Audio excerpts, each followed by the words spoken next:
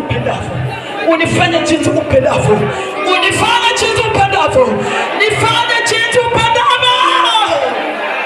Jesus, Jesus, Jesus, Jesus. Sema asante Yesu, asante Yesu, asante Yesu kwa kunikumbuka, kwa kunikumbuka na kunipa nafasi kuona mwaka wa 2026. Mungu wangu, mwaka huu niko tayari kusikiza sauti yako, niko tayari kusikiza sauti yako.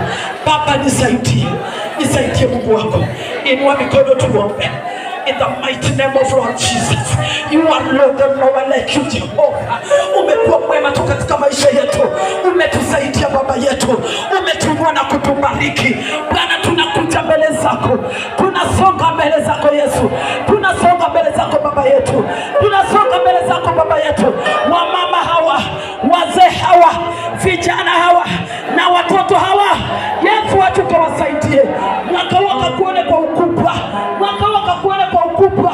Maana ameamua kusikia sauti yako, na umetuahidi ya kwamba tukisikia sauti yako utatupa ushindi wa kipekee, utatuinua na kutubariki.